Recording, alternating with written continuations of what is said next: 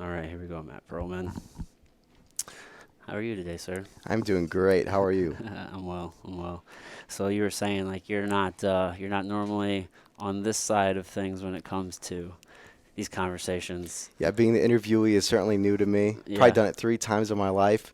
Been the interviewer over 1,000, so it's definitely a new experience. Yeah, you started early, man. Yeah. When did you so how young were you when you started on this whole journey of interviewing people and writing and journalism? Like when did that begin for you? Yeah, so I was 11 years old when I started now defunct website teamsonsports.com. Uh-huh. That was an amazing website. Had that for 5, 6 years. Had some interns who at the time were in college who were helping me write, helping doing some interviews. But it all kind of initially started. I was watching a Blues game. I watched a commentator interview a player, Yeah.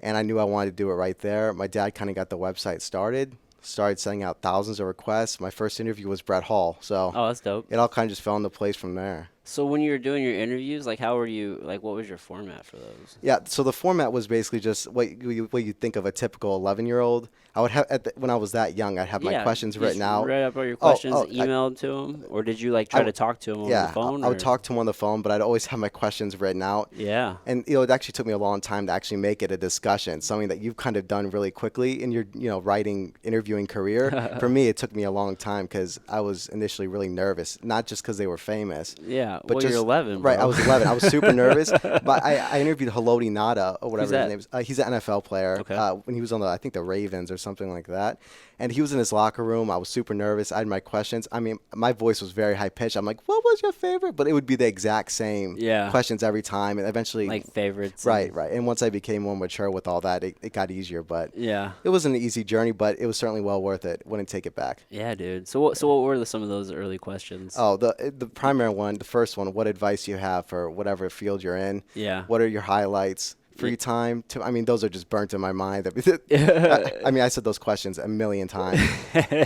So you know them all by heart. Oh, Right? 100%. Yeah. Any responses really stick out?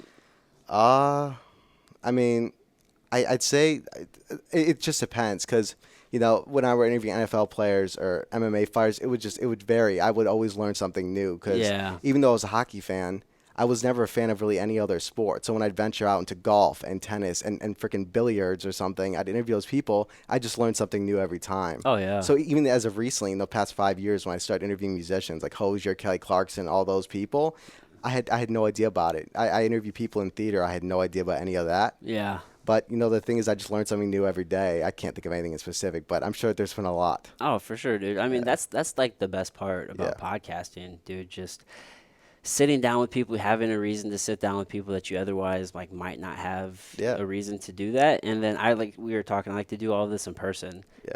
And it's great because if I were to only do them remotely, then I wouldn't have the opportunity to actually have that connection with people. Yeah. So it's pretty cool just to sit down and learn something, right? And gain some perspective from their experience. Something I learned a decade into my interviewing is I am horrific at phone interviews. I would lose my passion for interviews, then love it again, then hate it. Yeah.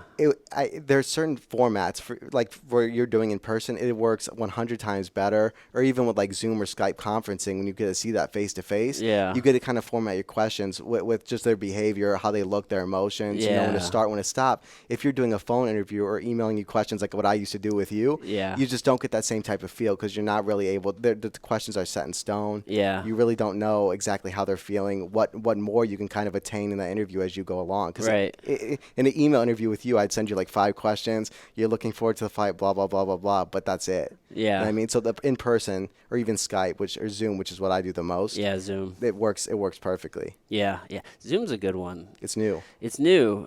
I use Zoom, but is it easier than Skype?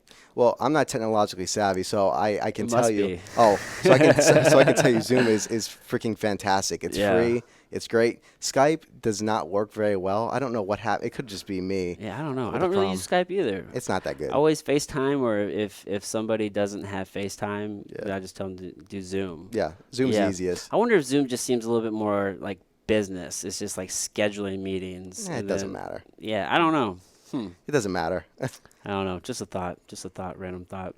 Yeah. But so you were a hockey fan, right? Yeah. And then just because you started interviewing people, you just decided, I mean, I need to branch out, start talking Yeah. to everybody, Yeah. right? So then just whatever sport You just talk to them. Yeah.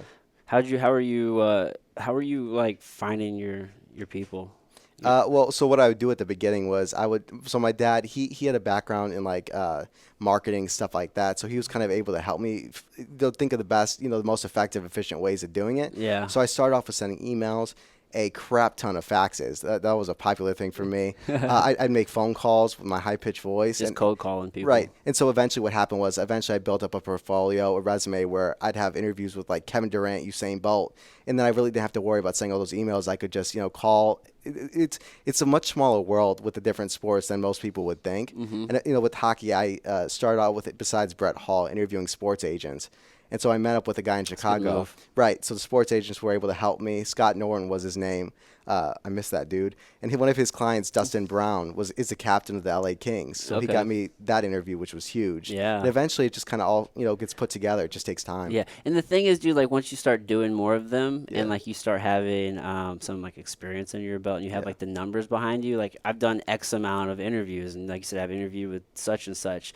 It makes it so much easier for people to say yes. Like Yeah. in the beginning, you have to like say who you are and what you're like what you're doing and like what you're all about, and then you have to do that less and less as you go on through your career. 100%. Yeah. It's just a credibility factor. Yeah. It's just credibility, because then in the emails at first I'm like, I haven't had any interviews yet, but I'm hoping that we can start this, make it great. And I was an 11-year-old kid. So you had two people. But you're One- 11, though, Right. I dude. was 11. And People that was probably that love was the that. one side. People would be prone to do it because I was 11. I was adorable, Yeah. annoying kid.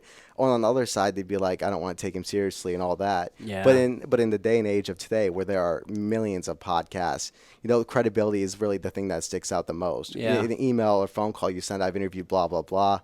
People would be, Yeah. more likely to do it. It definitely helps. Oh, it does. Oh, for sure. So, at what point were you like, all right, man, I want to write a book? Yeah. I don't even remember when my first one came out. Probably like 13. Yeah. I had built up a solid amount of interviews for Teens on Sports, and the interns had helped me get a good amount. They like steered me what interviews would be good. They would Yeah. look for good stories, and then eventually I'm like, I want to try something different because 100% of my time besides school was focused on teensonsports.com. Mm-hmm. And then I'm like, it'd be really cool to write a book on all this. You know what I mean? It would be really, really super cool. So I just put a book together with all my All your Usain Bolt, interviews? Kevin Durant, huge names that I'd been luckily able to do. Mm-hmm. And then of course when I emailed them, faxed them, sent them, I'd like to interview blah blah for this book. People were way more likely to do it than for teensonsports.com. Yeah. But so that's just what happened. It just seemed like the right move, and I was excited to do it. Yeah. I mean, you put together all your interviews. Yeah. How many books have you written? 3. 3. The second one was all about mixed martial arts and how you have to look beyond the tattoos and punching people in the face. Yeah. These are martial artists. This is an art form. All that. Yeah. Just kind of getting rid of whatever thoughts Yeah. typical people had about mixed martial arts, the brutality of it. Yeah. And so that was my mission with that. And I interviewed like Shane Carwin, Randy Couture, just a big name. Dana White was a part of it. Oh, nice. I went to the UFC PR, and they helped me with that. And the third book was all music interviews, stuff like that. So they're all different. Yeah. They're all different, but they all made me just more well-rounded. So Nice. it was Nice. fun. So yeah, when you were doing the MMA book, Yeah. you kind of just completely switched from all other sports and just solely focused on MMA. Right. How long did you do that for? How did I do the? How long?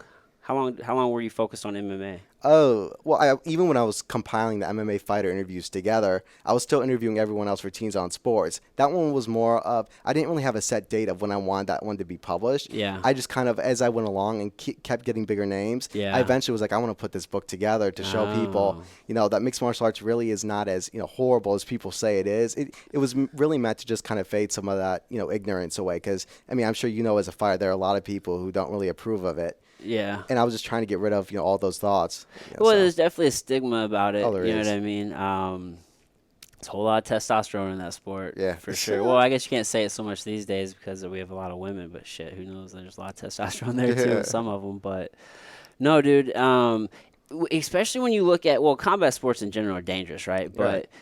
MMA, so it can be more brutal, but you have way more options to defend yourself. I Right. mean, in boxing, you don't have that. That body or, face. or Yeah. even kickboxing, right? I mean, if you're up against somebody who's way better than you in either one of those sports, you're either going to get like knocked out, in which case you're going to get severely injured. If you're super tough, you can maybe last it out, but you're going to take a shit ton of damage. Yeah. That's it. Yeah. those are your options, or just quit, which that's ego. Like most people's ego isn't going to let them do that. Right. Like in MMA, at least you can like grab somebody, clinch them up against the cage, take them Yeah. down. You just have way more options to defend yourself. Yeah. Longevity wise, I think, and I don't know the statistics or anything like that, but you're 100% right. Mixed martial arts, you can take it down to the mat. That's why wrestlers find so much success. BJJ, I think that MMA is really ever growing. It's turning into a remarkable sport that I think is generating a lot more numbers. Oh yeah, buys, pay-per-view, buy, all oh, that. it's crazy. It's a huge Yeah. sport, man, and it's for everybody. It's Yeah. great for everybody. Whether again we're talking both men and women are killing it Yeah. from all sizes, from 125 all the way up to heavyweight. I mean, Yeah. it encompasses everybody. Yeah, I think one of the things that kind of fuels that stigma is people a lot of the time look up like older videos or see older videos with like Pride when you can like grab someone by the balls or eye gouge or whatever that crap is. I don't think people really stay up to date. I mean, maybe that's a factor, but I think if people really kind of look at the training and all the stuff that entails, I Yeah. think people would be way more like accepting of it. Well, it's one of the fastest growing sports. I mean, more and more Yeah. people are learning about it. I'm always surprised how many people don't know about it, and that's probably because I'm just so like deep inside of like the Yeah. community. But yeah, man, it's I don't know, man. It's a crazy sport to watch for sure. Yeah. People in there fighting. The one thing I hate is when people say I train UFC or I fight UFC. Yeah. I remember when I was in middle school and high school, and mixed Yeah. martial arts was big back then. Yeah. But that's just one of those things that goes like ignorance. People say that, and I know it's like there's no bad intent with it. It's just a lot of people really don't know. Yeah. It's like you don't train UFC. That's a company. Right. Yeah. I That's so always tell annoying. people it's like Yeah. you don't play NBA, like That's you right. play basketball, right? Yeah. It's totally different. So, did you do any sports like growing up or anything, or I were was you- always a bit out of shape, but I did. I played soccer when I was younger. I played baseball, stuff like that. I played. I did jujitsu for a year and a half. Yeah. And I did an hour of boxing. Yeah, Okay. that's An bad. hour. Yeah. I had to hold the pads in my arms. They were killing me, man. So I Yeah, stopped dude. with that crap. Dude, it gets easier. Yeah, I hope. Man, you ever think about getting back into jiu-jitsu? I think it's a remarkable art form. I think it's a great martial art. I love it, but no. No. It's not your jam. Nah. You're an active guy. Listen, I do just about everything. I love walking upstairs, walking downstairs. That's my workout for the day. I drink a lot of water. I'm healthy, Yeah. But if my health fails, I need to get into a sport, I get a little overweight, then yeah, I'll go back into jiu-jitsu. That's the sport I'll go into first. Yeah. More than like any other sport. I like pick up basketball, but I suck at it. Yeah. So don't leave me with too many options. That's all good. You're a young dude, man. Yeah, 21. 21, dude. Yeah. Yeah. Still got a whole lot of options. You're still in that good place to where, I mean, you like recover well. I mean, everything's working optimally for the Yeah. most part. Yeah. That's Yeah, true. man. Yeah. So how do you like going to school in Linwood? You know what? The campus is really great. Social work department is pretty good. Social work. Yeah, social work. That's the next move, right? That is. Yeah, I'm gonna get my degree, my undergraduate degree. Then I'm Yeah. gonna go get my master's right after. I'll be well prepared for life. You're gonna do both of those at Linwood? No, they don't. Linwood doesn't offer a master's program, Oh, they don't? so I'm probably have to go like SLU or WashU or one of those. No, for social work. Mhm. Yeah, I think. Man, SLU or WashU, does UMSL have one? Oh, yeah, they do. I think so. Yeah, Yeah, I don't even know where I'm gonna go yet, but one of those. you got time. Yeah. Yeah, you ever think about taking time off in between those?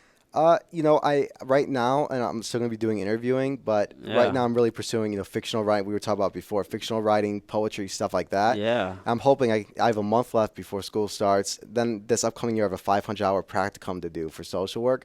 So right now I'm hoping that this month I can carve out, get some, work out there, maybe get it published, and hopefully that takes me somewhere to where I can take a break and just devote a lot of time to that. But yeah, So you like to put more time into your journalism and writing? 100%. Yeah. Dude, you should just 1,000%. do it. I should. do it, bro. Just I take that should. time off, dude. Grad school's not going anywhere. I know. I could always do it later. Dude, it's not going anywhere. Yeah. Especially because you have a full ride for undergrad. Right. So it's putting you in a fantastic spot to where you have that piece of paper, Yeah. which is just like the precursor to get into grad school, Yeah. and the kind of it shows you can stick to some shit, right? Yeah. But you have no debt, which is a huge Yeah, it is. School fucks a lot of people, dude. And I don't live on campus either, so I'm not paying for a dorm. See? Yeah, so. So you're in a good financial spot, I am. bro. Man, know. now's the time to be as risky as you're ever gonna be. You're right. Yeah, dude. You're right. I definitely want to spend a lot of time writing because It's so much easier to do nowadays. 100%. As we were talking before, I when I was younger with the books, that was all nonfiction. That wasn't my voice. Those were the athletes and the musicians' voices being heard throughout that book. Yeah. But now, I mean, as the past couple of weeks, a month, I've been really delving deep into fictional writing, and I've really found that that's something I'm passionate, something I really do want to pursue. Yeah. What kind of area of fiction are you looking at? I have no idea. My writing is so all over the place, and I'm trying to figure all that out. You're kind of finding your voice. I'm just putting thoughts onto paper, and my parents told me that it's great, so I'm gonna keep trying with that. Yeah, dude. But I have a lot of good fictional stories to tell. It's kind of funny. I was going through the notes on my phone, and I figured out that I'd just been for years now just writing random thoughts down, and it's stuff now that I'm looking back on that I can actually add to now that I'm actually taking time out, realizing what I want to do. Yeah. And it just shows me more and more. I don't know if it's very monetizable at this point, but it's writing is what I want to do. Yeah, dude, just keep writing. Do you write every day? Oh, I write every second of every day. Oh, nice. There's always thoughts I'm writing down or thinking about, and yeah. So just ideas on ideas. Yeah. What kind of fiction do you like to read? Fiction? You know what's funny? I actually don't like reading very much. I prefer writing. Oh yeah.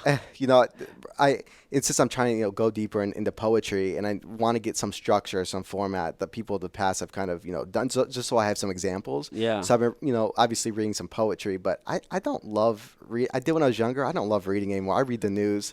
I don't really want to read a novel. Yeah. I just don't. That's something I've never really enjoyed. No, like nonfiction or nothing, huh? Nah. Do you do Audible books or anything? Nah. Yeah, you probably do a lot of reading at school at the moment, don't you? I do, and especially when I took my philosophy courses, I read a lot there. But I'm talking about just like leisure time reading. I don't do that. My sister does. I don't. Nah. I just like writing way more. Yeah, dude. I honestly didn't really like reading a lot growing up. I didn't appreciate reading until. It was after I graduated college with my undergrad. I guess it was probably 2011. I was probably 22. Yeah. 23. Somewhere around there. I had a job. I was working as a security guard, third shift. And, so, like, when I graduated, I was married, had one kid, another one on the way. We moved down to Texas for a little bit. We ended up coming back here. I wanted to come back here and come back to like St. Charles MMA and like pursue like the professional fighting. Yeah. So as soon as I got back, just to get a quick job, I got a security guard job, and I was third shift. It was like 10 to 6. So like I had 8 hours a night, man, to just fucking kind of kill. Yeah. There wasn't a whole lot going on. I think we had to go on like 2 rounds a night or something like that. So it was mostly just sitting there. Yeah. So I read a ton. I probably read a book every 2 or 3 days. I was like blasting through fucking books. Like I had no other option. Like, so there's 2 buildings, and one building there's a camera on us. So like, I mean, you didn't want to get like in trouble, and you couldn't bring a computer. So like, I just read. In the other building, there was no camera on you, and you were by yourself. So actually, whenever I was in the other building, I would either like I'd watch movies or I'd work on like my business plan. But in the one building, I was reading a lot. Sometimes I read over in the other one, but not often. My point is, I did that job for probably, I don't know, like 9 months, but I read a fuck ton of books in that time. And then like it actually made me I learned how to learn, because I don't really do fiction. I only do like nonfiction. So I was reading like a lot of like psychology and sociology and like business books and self-development, just all of those type of deals. And I learned how to learn, and like it's just I don't know, man, something clicked. So like whenever I went back to like grad school, it just made it so much easier. Oh yeah. And like I gained, but I didn't gain the appreciation until like a little bit later, and it was almost kind of forced on me because I didn't have anything else to do. Right. Yeah. I don't know, man. Reading was always a difficulty for me. I mean, I remember, it wasn't even until middle school till I was actually like a really damn good reader. I remember I had a teacher, reading specialist. His name is Larry Rennick, and he came to my first book signing at Barnes & Noble. Oh, nice. But it had been like a decade since I had seen him. But regardless, he really helped me be able to read, and then I started reading a ton of books when I was younger. Yeah. And as I've gotten older, I've realized that writing is what I want to do way more than just read. Yeah. But I recognize the importance of it. Yeah, you just rather write. Right. I mean, I'd be reading a lot of Ernest Hemingway and shit like that. But I mean, it's just not. You know what I mean? I don't want to read Harry Potter. I'd rather just watch it. Yeah. Oh, for real. Yeah. For real. I actually tried to read Harry Potter when it like first came, because I was it's such an old story. I think I Yeah. was in 6th grade. So you're 21, right? Yeah. I'm 31, so I'm 10 years older than you. Yeah. So you probably were like 2 when that shit came out. Yeah. Yeah. Yeah. So I remember when that fucking book came out, and like I tried to read the first chapter. I'm like, this shit is stupid. It's Like, just long. and I put it down, and then like the movies came out. I'm like, these are fantastic. Yeah. But yeah, I could never get into those books. I don't have dude. the attention span to read that much. Yeah, You know, I'm sure I could if I really devoted to it, but it's like, yeah. you only have one life to live. You think you're gonna maybe write some like fantasy fiction shit like that? I mean, I started writing a bit. I'm probably like 30,000 words in a week. So I am writing a lot, but I think I'm just gonna write wherever it takes me. Right now, I really want to devote some time to publishing short stories and my poetry. Yeah. Because right now my name isn't known in the fictional world. It's only known with the nonfiction interviews and all that. But I haven't proved, like, I not ever come out with any fictional work. So Yeah. I want to start off small and work my way up to a novel. Just because right now I really don't know how to write fiction. I've never done it. It's a brand new venture to me. Yeah. I want to get that experience before I take it to that, Yeah. novel length. But Yeah, man, just the art of telling the story. that's it. Yeah. Yeah, something I brand new to, but I love it already. Yeah. Yeah. I find it does help to like study some of the people who are doing it that are like fucking great at it. Yeah. You know what I mean? You And have like to. but you can learn like storytelling even just by like watching movies and seeing how they visually do it. You know what I mean? You can get inspired to do any storytelling by just looking out the window. For me, my process is very simple. Yeah. And usually I'm like deep within my mind. Like I always have a bunch of thoughts running through it, and for me to put it on paper, I can just kind of put those points down and then just immediately start writing with it. I just think of a story, and or me by looking just outside, something will click with me, and I'll just start writing it just like that. Yeah. And a story would just unfold with it. That's what I've always done, but now that I'm actually devoting, now I realize that that's what I'm doing. Yeah. But I don't know. It's a weird things for me that kind of inspired me to start writing a story. Yeah. I don't know. It's the weirdest small things. Huh. So you're doing short stories, poetry. Yeah. I saw you were singing a little bit. I was hoping you wouldn't bring that up, man. Dude, you fucking put it out there, bro. Here's the thing. That's one of those things that I really enjoy doing. Yeah. I love singing, and I love songwriting, because songwriting kind of blends with poetry Yeah. and writing in general. Like it's For sure. they're close. Dude, I love music. Right. But it's like with the whole singing and posting stuff, I don't know why. This is my thought process. When I were to post it on Facebook, I was hoping that no one actually saw it. I was just kind of posting it just to post it. Bro, what But- are you talking about? No, That's dude. just public. Everybody saw that. I know, but I was living in denial, I guess. But Who cares, man? Yeah, you put you know- yourself out there. right, I was showcasing a different part of myself. But Yeah. I'm realizing right now that I like singing. I do, but I don't want to. See, at the time in my mind, I'm like, I actually want to pursue it. If America's Got Talent comes here, I want to do it. But looking back now, I'm like, Jesus Christ. How long ago was that? I try not to think It about wasn't it. that long ago. No, it was probably 3 years ago or something. That long ago? I don't know. It felt like it. Oh, man. Is this your last year of school coming up? Yeah. Yeah. I'm gonna be a senior. Yeah, so it's probably like your first or second year of school then, right? Unfortunately, A yeah. couple years ago. Yeah, I shouldn't have done it. It is what it is, man. Yeah, I can't take it back now. Nah, dude, no one's going to fucking remember. Yeah, And well, you it's- did. Yeah, I did. Well, we're fucking talking right now. Yeah, that's true. That's true. I don't know. I like singing. I love 50s music. I was inspired to sing by like Elvis and people like that with the deep voice, Frank Sinatra. Oh, yeah? I love doing that. So I'm just like, you know listen what? to that shit growing up? Oh, I still do now. Yeah? Oh, all the time. Bobby Darin. I don't like any of today's music besides country music. Okay. Nah. Is that what your parents were into? What? Like Sinatra? Oh, hell no. What were they into? No, they're in 80s music. Oh. They're in 80s music. I hate it. So how did you get into it? 50s music? Yeah. I just went on. I randomly started listening to Frank Sinatra. Yeah. Then I came across like Bing Crosby and Dean Martin. I'm like, this is. I feel, and I kind of immediately thought of this. I'm like, back in the day, there was not really any studio. There weren't really many enhancements that you could do to your voice. Like there weren't synthesizers or shit like that they could really do to make someone sound good. Today, like my dad's a horrible singer. He can go in the studio. They can make him sound pretty good with the different Oh, yeah. technology, with the stuff that they have. Technology is amazing. Back then, you had to be talented. You had to be talented to actually make it.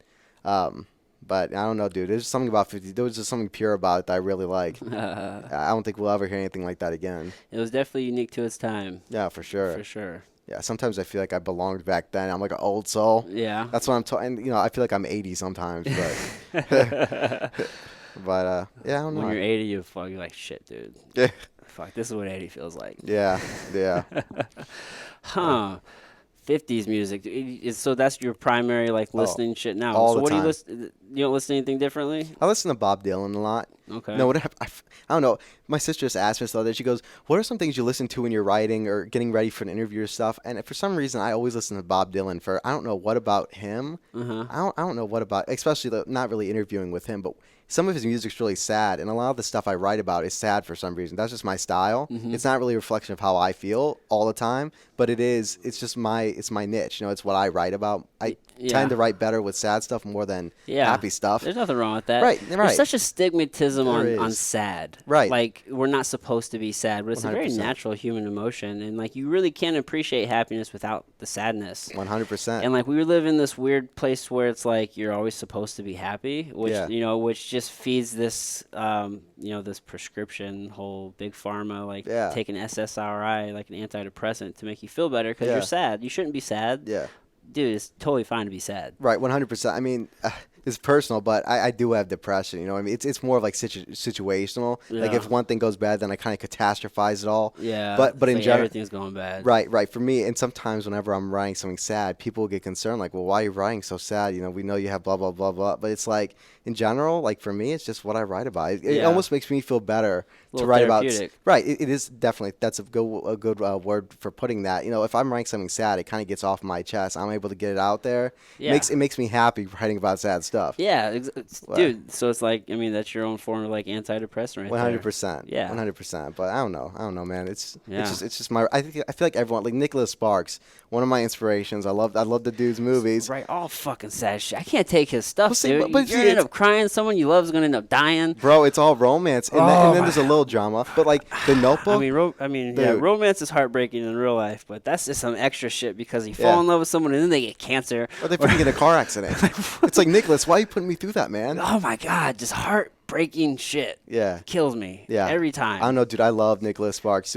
But see, his thing is very romance/drama. Yeah. You know, and I feel like I kind of incorporate a lot of that because I did read a few of his books, but I watched all the dude's movies. Yeah, I've seen them all. #1 fan, dude. Oh man, it's good stuff. Yeah, He's a good writer. It's definitely a very particular genre. I mean, it makes you feel like idealistic about love. Yeah. Dude, The Notebook was a hell of a movie. He wrote that, didn't he? Oh yeah, he did. Yeah. Oh, I love The Notebook. I watch that every day, dude. If I could, I'd watch it every damn day. Oh, I can't. I can't do that, but it was a good story. It's a great story. Yeah, man. But that's like ideal love. Like that shit. It is ideal love. It doesn't happen. I don't even think that's like meant. I don't think humans are meant to be like that. I don't know because I feel like although his is obviously fiction, there are certain aspects of, like, for example, The Notebook, those people's lives, his characters' lives that are real. There are certain things that inspire him to be able to think of that story. I've heard people who have been married for 60, 70 years. There are aspects within that movie and within the book that are real. Oh, for sure. Not, maybe the whole thing, there's not that much drama or there's not, blah, blah, blah. But regardless. But maybe. Right. Various aspects for different people, for sure. His story's fictional, but honestly, there are parts to it. Someone has a very similar story to those. Yeah. You know what I mean? Someone has that story. Yeah. You know what's interesting about back then? Yeah. Everybody seemed to be able to build shit. I know, man. I know. That's true. Everybody's a goddamn handyman. Yeah. They don't ever show the person who can't build a damn thing. I know. It's true. It's true. 100%. But also, like, back in that time, though, like, men were expected to be able to do that stuff. Yeah. Today, it's a different society. Yeah. It's different. But it was a different time. Can you build shit? No. What are you doing, man? That's your favorite time of the world. Yeah. You like all that old stuff. You know what? I did just deconstruct my sister's bed frame. Yeah, I'm gonna construct it later today again. A different one. So I mean, I guess I built it. But what's also weird, something that I like doing is I do the dishes. People find it weird all the time. I enjoy doing the dishes. I do dishes almost every day. Because for me, it helps me. It kind of helps me with mindfulness. While I'm putting the plate up in the dishwasher, I'm able to think about what I want to do, stuff like that. For me, it's one of those things that just help me. People are always like, I've never heard someone say it. It's like, I don't know what's wrong with it. People have their different things. I like doing the dishes. I don't know. I do a lot of housework. Yeah, I do too. I do dishes, laundry, yeah. cook. Oh, I don't do laundry. I can't do that. I'll break the machine. What? Bro. I figured out how to start the dishwasher. Bro. Yeah. My sister, that's her chore. Yeah. What happens when your sister's not around? Well, I may just have to go to a laundromat. I don't know. Well, you're gonna have to do them yourself there too. Yeah, I get you're right. You're right. I don't know. I'm trying to live in the moment. Mindfulness, man. It's all right. It's an easy process. Don't worry about it. Yeah. I'll just watch a YouTube video. You're a smart guy. You'll Yeah. figure it out. Yeah. I'll watch YouTube. YouTube's good. Yeah. Dude, everything's on YouTube. Everything. My girlfriend and I, we just bought a house and we're remodeling it. I had to take some shit apart, so I was like, I don't know how to take a kitchen sink out. Like, I've never done that before. Yeah. I'm just like, YouTube. Yeah. YouTube. Helps you with everything. That was earlier today. I fucked up. I thought I turned the water off, but I guess the main water valve was like downstairs, and I didn't turn that off, and like disconnected like a tube, and water's coming everywhere. I'm like, what? Oh god. You've had an eventful morning. I was livid, bro. I was livid. I was like, what? I'm so fucking tired of this place. Yeah. Yeah. I don't know. Just the other day, I was like, I guess I pulled on the sink too hard or the faucet, whatever, and I pulled it right out. But I don't even understand what I did. So I watched YouTube. I ended up pulling it back in, so it looks good now. But yeah. No, you're right, dude. YouTube does help with everything. I mean, it's a hell of a time we live in. Yeah, it is for sure. Yeah. You've only known a time with internet and stuff like that, though, I have. Right? Yeah. Yeah, man. I was born in '98. I don't know nothing before that. I know, man. That's a different world. Yeah, it is. Man, I was born in '87. So what month? June. June? Yeah. Okay. Yeah, I was born right at the end of '87. Basically, I was born in December. I got you. Yeah, man. That's crazy, man. Full decade between us. Yeah. It's so interesting. I like hearing the perspectives. Like my little brother is I have one who's 26 and then one who's 19. So he's born in 2000. So you're a couple years older. Age, yeah, he's closer to your age. So anytime I hang out with like my youngest brother, we weren't actually really even close because there was such a big gap. We're like 12, almost 13 years apart.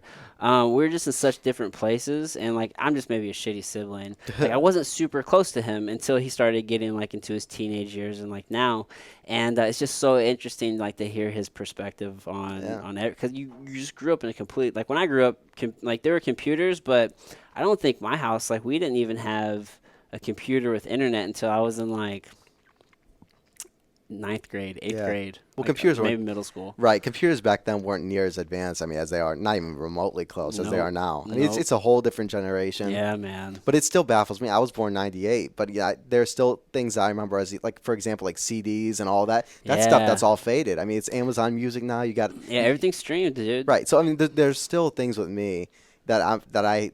Well, once again, I'm also different because I don't know anything about technology. I used to have my little Pantech, which is my favorite phone ever, where I just flip it up. Yeah. I know, like if I had the choice between a flip phone and an iPhone, I would 100% of the time choose a flip phone. Yeah. I would. Go it's back just easier. They got flip phones available, dude. Go back. Yeah. You're gonna lose a lot of access. That's it. That's it. Social media. Well, not even. Well, the problem is, man. Even if you're not on social media, like so many other people are. Yeah. And it's like for example, like at St. Charles MMA where I train, like if I'm not on social, like I'll miss things at the gym. Yeah. It's like things will be happening or like announcements will be made. I have no fucking clue. And it's like, oh man, I just missed all this stuff. Yeah. I don't utilize social media like based on preference. I only do it because for my interviews, for business. Right? It's a way of me getting, especially with writing now. Like on Twitter, Twitter is remarkable, dude. Twitter's amazing when it comes. They have a thing called the writing community. Okay. I've literally in a couple months got 5,000 followers. My dad's at like 15,000 or something crazy like that. Oh, wow. And he's in teaching and all that stuff. But for the writing community on Twitter, it is absurd how many people they have. Like for any niche that you do. Yeah. For like building things or you're a social media influencer or whatever, if you have a Twitter, it's crazy. I feel like Twitter's the way that really kind of connects all people. Yeah. I don't use it because I like it, though. I use it just because for my hear interviews. That. Yeah. You know, I hear. I'm not big. I'm on Twitter, but I don't really use it. Yeah. I should start. I was actually thinking I should start utilizing it. I was talking to my brother the other day. He does writing. Yeah. And he's like, yeah. I was like, I don't really like Twitter, but that's where everybody's at. So like all the journalists and different people. Yeah. Yeah. It's really, really great. Yeah. But I mean, I don't really like tweeting, and I don't really do it unless I have to. Like I would say, just did an interview with blah blah. Here, check it out at this link. I don't do any like, oh, it's 75 degrees, so nice. I don't do any of that stupid crap. Yeah. But yeah, I just do it because it's a smart thing to do. Yeah. But do you listen to vinyl? You know what? I do sometimes. I have a Jim Croce vinyl. Okay. You know, Operator. I figured you might be like a vinyl guy. Yeah, Jim Croce. I do. I don't listen to it all the time. Yeah. But I listen to Jim Croce. Who else? I have Fleetwood Mac on there. It's my sister. I don't like Fleetwood Mac. But yeah, I have some Frank Sinatra stuff. Okay. Yeah. Yeah. At one point I read, and this is probably 2 or 3 years ago now, but there was a point where like vinyl outsold digital downloads. Huh. I was like, oh That's shit! a Like, long time ago then. no one that long. I mean, a couple years maybe. Wow. Like people like the vinyl. Huh. Yeah, I have heard that it's become more popular now. Say it has better sound. Yeah, but I I don't don't know. know. I mean, maybe it does. Maybe. I don't know why else someone would say that. It doesn't make much sense. I don't know, man. But I don't know. I think that there's just one of those like natural sounds to it. You know what I Yeah. mean? But as opposed to just like the iTunes and all that stuff. I have no idea though. Yeah, well, the nice thing about digital music is it doesn't skip. Yeah, it's Ever. true. That's true. And it's just convenient. You're not going to carry one of the machines around with you. You just have your phone, Oh headphones. my goodness, it's so convenient. Yeah, and you Yeah. get like a Bluetooth speaker. Oh, those are good. Dude, you're ready to go. AirPods. I love AirPods. Figured Yeah. out how to use those recently too. I love them. Yeah, I'm Love a little. I don't. I'm not big on the Bluetooth like headphones. Oh, Like, why? because I'm just weary about like. Well, I try to eliminate as many like unhealthy things as possible, and I know there's like. We're like bombarded with like fucking electromagnetic frequencies Yeah. and like waves all the time. I mean, Wi-Fi and radio waves and just all these different waves. And like, man, so I just try to eliminate that as much as possible. And I just don't know if that's a good thing to have Bluetooth waves going into your head direct. I don't even talk with my phone to my head. Like I always put it Oh. on speaker and keep it away from my head. I have no idea, dude. I have no idea about any of that. But the only reason why I kind of don't like headphones is because obviously they're directly right into your ears. You know, and my hearing, it's just like, I think it's genetic stuff with my family. My hearing's kind of gone like crap. Oh yeah. And so with the headphones, and I know I keep boosting them louder because I can't hear them, but it's Yeah. only making my hearing worse. Right. So that's why It's a double-edged recently, right? sword. That's why recently I've kind of not been using. I've definitely been just doing it in smaller doses in moderation. Yeah. But yeah, typically like when I'm in my car, I try to be just a little mindful of how loud my speaker stuff is, and Yeah. but headphones I don't use them as much as I did just as of recently because my hearing is now it's starting to impact me now. Starting to go. Yeah, it Getting is. old, man. 21, there we go. That's great. Oh man, you just turned 21 in June. June 9th, yeah, I went to Vegas. Oh yeah, how was that? I came out. I was a high roller. I won 17 cents. Oh nice, Yeah, nice. it was a fun experience. I don't gamble.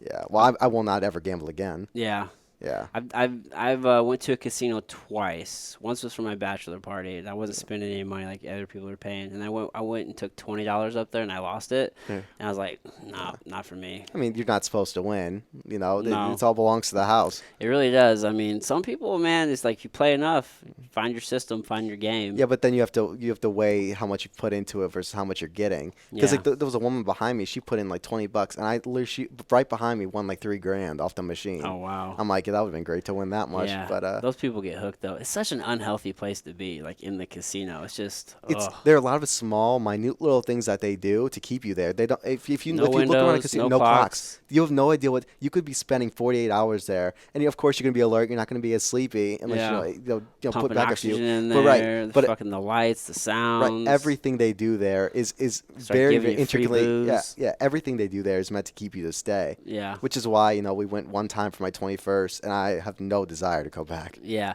Vegas is a fun spot though. It's hot. It is hot.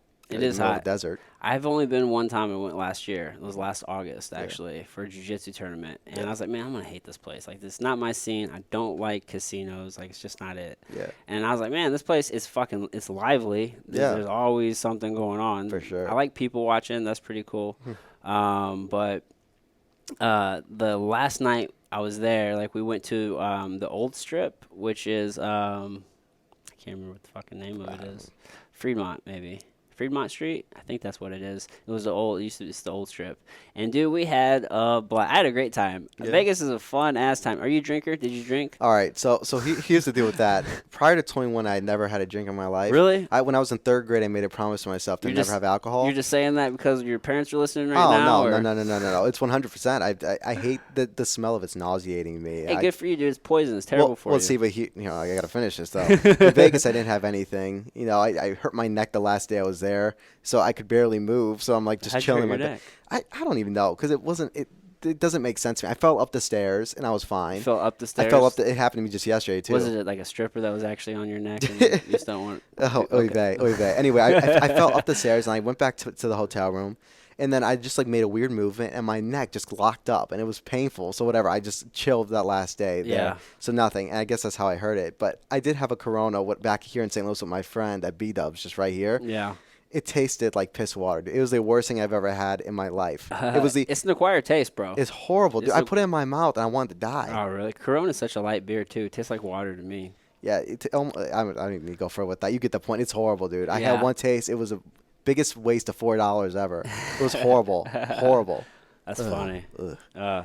I like Shirley Temple though, which is just cherry and grenadine soda, Sprite, all that, whatever. Yeah. It's non-alcoholic, but they have a dirty Shirley Temple. I was thinking about trying that too, because if it's cherry, I like it. Yeah, man. There's a lot of different. Do some alcoholic beverages, they really mask like Yeah. the liquor, and it tastes like you're just drinking like lemonade or whatever juice you're drinking. But yeah, man, I'm not really a big drinker. I Like, won't again. I don't think. I've done it quite a bit in my life, but I'm kind of getting to the point to where like I think I'll probably just stop drinking entirely. Yeah, I mean, I don't see any upside unless it's like It's a poison. It's wine. terrible A for wine you. it'll help your heart. Just a small amount of wine will help you. That may be what I have. And that's just because like I think it's resveratrol. I think is what it is. That's probably Yeah. not the right, and that's found in like the grape skins. Yeah, that makes So sense. there's some healthy benefit to that, but Anything else is just. I drink a lot of soda. I know that's not good for that's me. fucking terrible. But for I you, have to bro. tell you, I gotta drink. quit I drinking drink. that. Oh, yeah, that's hard for me. That's worse than alcohol for you. There are a Did you few know that? things. What worse than alcohol? Oh, that soda? I'll pretend I Absolutely. didn't hear that. It is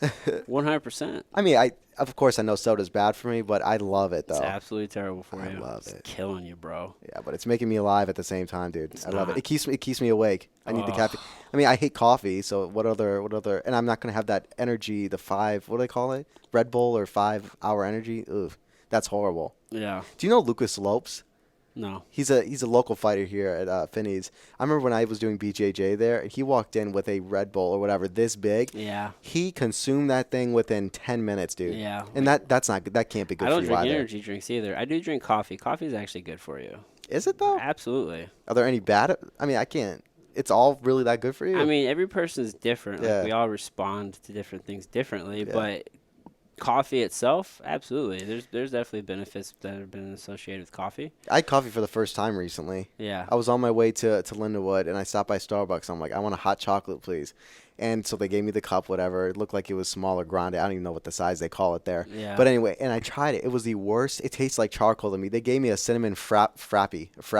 Uh-huh. Horrible, dude. Yeah. Horrible. But So you don't like bitters. You like everything sweet. Yeah. That's because your palate's used to all that fucking sugar, man. Yeah, but I love it. Well, of course you do. I You're love addicted to it. I am addicted to it. That's a I'm drug. proud. It is a drug. Sugar's the first drug most people are introduced to. I'm sure. At the age of like 1. Because when you're 1, you can go to the store and you can get a free birthday cake for a 1-year-old. So Yeah. it's like, here's your sugar addiction. Right That now. 100% is. Yeah. Yeah. It is. And there have been times in my life where I'm like, I'm just going to try to put it in really good moderation here. I'll have this cup of soda for this day and not do it the next. But what happens is I get tired. Yeah. And I like the caffeine. And I don't like withdrawals come, coffee. too. Do you get headaches? No. You don't feel bad or cranky or anything? Well, I probably am cranky. I don't realize I am, though. Yeah. But I probably am. You're just like, I need a fucking soda. I don't know. I don't know, man. Root beer to me is like heaven. I love root beer. That's your Dr. jam? Pepper, Mr. Pibb. Oh, I love it. Yeah. I have since I was like 7. Yeah. But I do drink a lot of water. I know that's good for you. How many sodas a day you say you drink? I plead the fifth. No, I'm just kidding. I'm just kidding. I mean, yeah, I have a pretty big. That's a big one. I Like won't have all that. I will start with that, and I'll get to about halfway, and then I'll be done. I won't drink. I separate it. one a day. Yeah, one of those a day. Big gulp. Oh, I mean, not. Oh, maybe. Yeah. Yeah. Not a big gulp a day. Well, I'll put it this way. I own stake in Quick Trip by the amount of time I'm there and pay for all that stuff. I'm at Quick Trip all the time. Yeah. All the time. My friend works there, too. Don't get a discount, which is unfortunate. Yeah. So But, do you fill some of it up and then drink some and then put some more and fill it up some more? Maybe. I used to do that all the time, dude. Whenever I was Maybe. like at Lindenwood, whenever I was a freshman, we used to walk to Quick Trip and I'd go get Rooster Boosters and I'd sit there, I'd chug like half of it and then I'd fill it back up and then I'd go pay Yeah, that's great. every time. It's very innovative of you, right? I mean, it's smart. It's smart. Yeah, I don't know. I really like I like Slurpees, but I know those probably aren't great for you either. No. They have a lot of sugar up in them. Yeah, it's but, just sugar water. Yeah. Frozen. Tastes good though. Yeah. Tastes It good. tastes amazing. Maybe we'll see on Shark Tank there'll be an alternative to soda. There's where some alternatives out there. like what? What? Like what? You can get like flavored waters or carbonated waters. Okay, I've had lemon water. It's fine, but it doesn't fulfill the But soda drive. have you not? Yeah, well, that's because it's not. So I drink carbonated water, and it's not because like I need any like carbonation fix, but they're getting better. Like the flavored carbonated waters, like they're getting way better. But the fix that you're needing is the sugar and the caffeine, right? Yeah, and the taste. And I don't think anything is gonna match the taste. Will it? Of like a cola. You're a cola drinker. I mean, root beer, cola. You said root beer. Either. I don't care. You just like whatever. Just Yeah. any kind of soda. So I'll put it this way: if something matches the taste that's not labeled as soda, but it tastes the same as that root beer, I'll drink it. I'm sure there's some sort of. But I haven't seen an alternative yet though, so it's not my problem. I was just watching Shark Tank and they were talking about a soda alternative. It was some guy based in California. Did he get a deal? He didn't get a deal. That's why, because it's not soda. Yeah. Yeah. I'm sorry. Soda's your jam, man. It is, but you know what? That's fine. Listen, I get it. There are a few things in life that I vices. truly love. You know, my family, a couple other things here and there, and soda. Soda is a big part of my day. I like it. Yeah, man. See, my dad used to drink Mountain Dew all the time. He got away from that. It's so bad for you. Yeah, but that's why he stopped it, and now he's all soda is. Right. Thank you, Adam. Appreciate it. Just like tears up your stomach. Yeah. Yeah, your gut health. It's all right, man. I'm not trying to make you feel bad. I don't feel bad at all. It's funny talking to you about it. I like it. Yeah, I love soda, dude. Love it. But I don't know. I like root beer floats, dude. There's nothing better than like a good root beer float. I may go ahead and get one of those after like this. A summer day like today, dude. You fucking got the ice cream. That's why I like the Slurpees, dude. That's why I like the Slurpees. Yeah. Go to 7-Eleven, get me a big cherry Slurpee. I'll drink it. Yeah, dude. Ice cream is my thing. Like I can't have it in the house because like I don't know what is that, like a quart and a half or whatever that is, like the little oval thing. I'll eat that in one sitting. Like yeah. And you're talking to me about soda? What the hell, Adam? Well, that's the thing, dude. Like, I don't buy it because of that. I have no self-control. It's like it's just like a trigger food. Like, I just start eating. Same thing with like nuts. Like, I can't have like nuts in the house for the most part because like I'll eat them way too fast. I have the same thing with pretzel nubs. Yeah. I have the same problem with those. I'll put like 10 in a cup, be like, that's a serving size. I'll eat the whole freaking bag, dude. Yeah, dude. I love them. And the problem, like me, I'll try to fool myself. It's like, I'll go in, like, say like I have like a little thing of penis. It's like a pound. Like, I'll put like a handful in and then like I'll put the penis back and then I'll walk back and forth. You'll be like, I didn't get quite enough yet. Let me just get a little more. And then I'll come back. So it's like, I'll walk 10 times between my living room and my kitchen. Back and forth. At that point, I'll get so tired of getting up, I'll just take the whole bag with me. Not me, dude. I wouldn't feel bad about it. I just like fool myself. It's like, no, I'm done. Yeah. I'm not done. I know I'm not done. It's so stupid. I don't know why I do it. I don't know, dude. I guess we all just have our things. Yeah. For me, once again, I don't know if I've made it clear to you, but I like soda. Yeah. It's all right, man. Yeah. That's okay. But, oh, man. I don't know. So you think you're going to go right into your master's then when you're done with school? I mean, my goal is to really get started writing that I really, really love, fictionally, and then try to get published. Now's the time to write, dude. You have a whole year to write.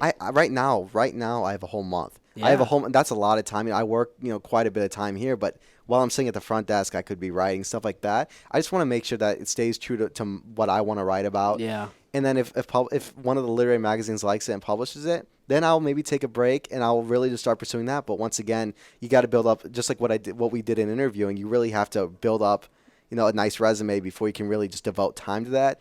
I know if it's something important to you, you make time for it. If I have to get my master's after this, which is a smart thing to do, then I will still be writing. I'll be devoting all my time to that as well. Yeah. But I just got to do what's smart while still, pursuing. Well, the smart thing is to not. So if you do get your master's, are you going to pay for it? Like, or are you going to take on loans? I mean, I'll probably have to take on loans. That's not the move, bro. I don't know, dude. I'm trying not to think about it right now. Now's the time to think about it. I want to think about writing. You only got a year left. Yeah, that's true.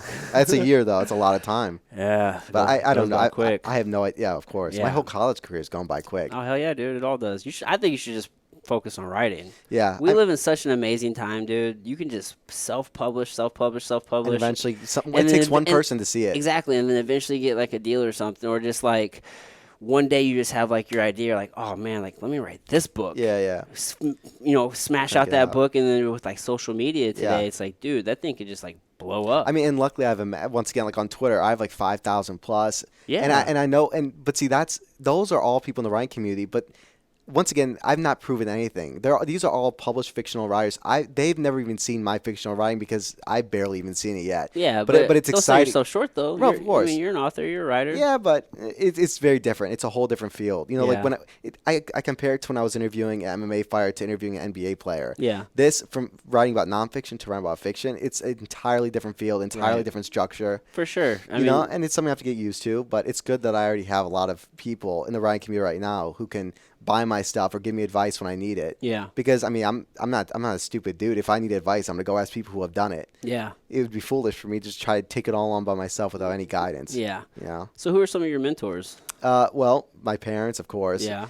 Larry Rennick, who was my reading teacher, because without him, I would still never even know how to read. I wouldn't even know how to read your shirt. And you know, just I don't know. I to be honest, a lot of my inspirations are MMA fighters. You know, Okay.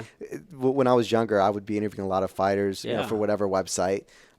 But those were always my heroes because they kind of showed me, you know, you guys kind of showed me how to be determined and persevere. You know, if you tore an ACL, how to get back to it, all that. So early on, fighters, because those were my inspirations, Right. 100% of the time. Who do you look to today? Like, do you listen to podcasts? I listen to Joe Rogan sometimes. Yeah. I listen to him sometimes, but I mean, I wouldn't say I love it. I like listening to it. Yeah. You know, in the MMA media world, I like listening to guys like James Lynch, who they're doing some good things. Yeah.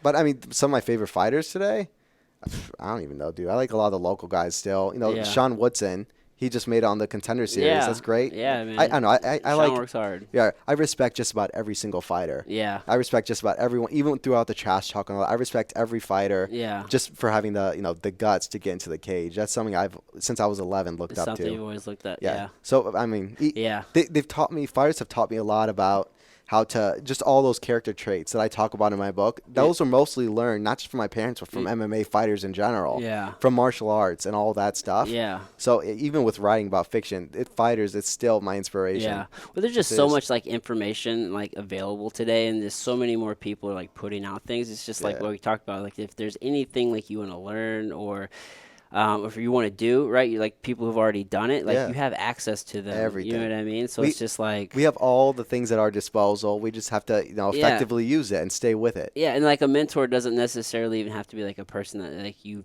even like personally know or like you've even like physically like interact with. Like you can have like there a lot of mentors like that people have that they've never met just through Yeah. social media. Yeah, virtually, it's true. You know what I mean? It's true.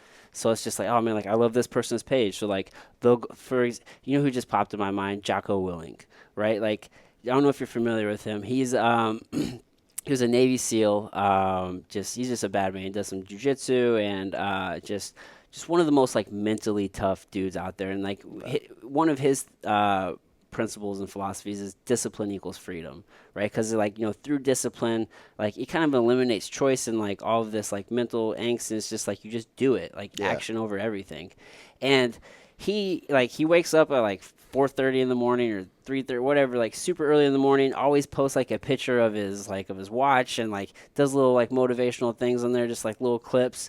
And like that's a guy that people look to for like motivation, or like a CT Fletcher, or like anybody. Like people look to these people for like motivation or inspiration, and like for some, like that's a mentor to them. They've never met that person, like they probably never will, but like through their social, like they're becoming better people. Yeah.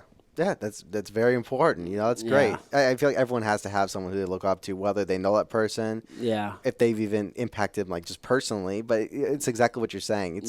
Everyone has their own mentor, but I think that's obviously important. Have you thought about a title for your book? I actually did. I gotta look it up real quick. I wrote it down. My sister is a photographer, and she does technology way more than me. Yeah. And so she's able to like formulate some of this stuff. So I was just thinking of some ideas. But once again, my novel's not going to come out for a long time because I want to get these short stories out first. Yeah. Without trying to take too long to find this, because we play a lot of games. Like those pool and ping pong on the phone. You know that. No. Anyway, you can do that. So we play a lot through our text. What do you mean? It's like billiards pool, like on your phone? Yeah. It's okay, I hear it. Yeah. Yeah. I think the first one, my number brother one idea plays is like, that. oh, I suck at it, dude. I'm like 0-30.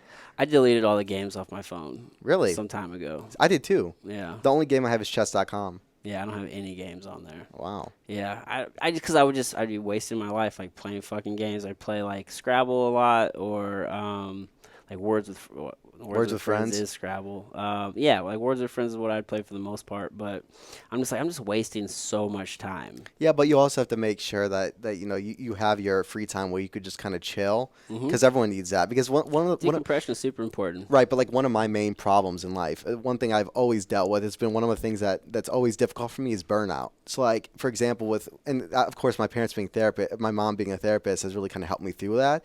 But like for example, for me, like I would spend so much time thinking about interviewing and like what questions or what topics do I want with this athlete. But 100% of my time, especially in the summertime, was devoted to this athlete, interviewing. Yeah. And I would think about it so much, I get myself burnt out. So you have to find the small things, whether it's doing the dishes or playing a video game for 10 minutes to just kind of chill, Yeah.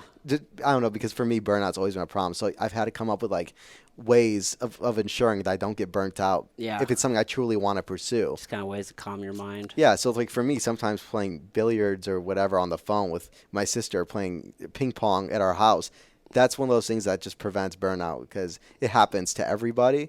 But for me, it's happened a lot.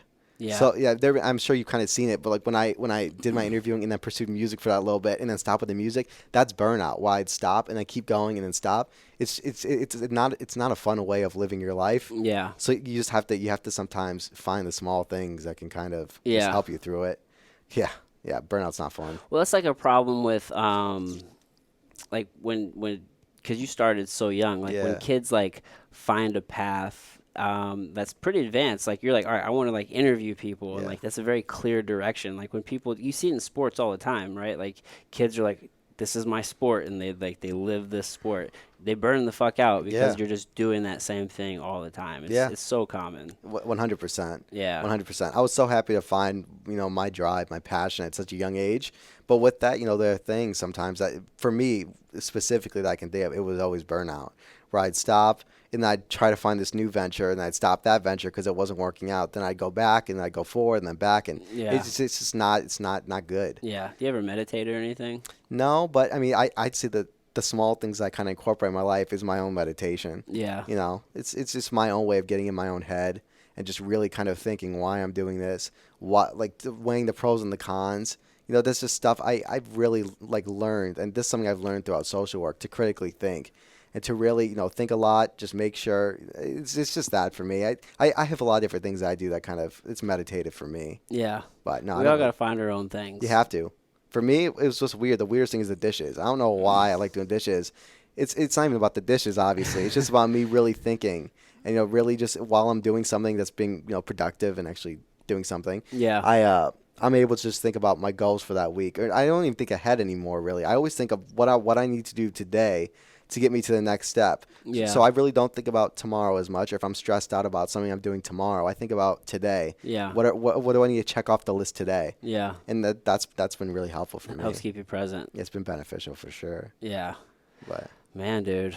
yeah, Well, we were coming up on an hour, dude. I really appreciate you like taking the time out today. anytime, dude. I want to leave the floor to you though. If you want to, if there's anything like you want to plug or promo or socials, anything like that, tell the folks how they can get a hold of you or check out your work. All right. Twitter, author M Pearlman. Instagram, author M Pearlman. I don't really use Facebook very often, but yeah, but definitely Twitter and Instagram. I want people to go follow me on there because with the writing, all that, I'm definitely going to be looking to be more active on that. Yeah. Want to thank my family. Want to thank you. And yeah, that's about it. That's about it, huh? That's about it. All right, my man. Well, hey, dude. I'll see y'all later.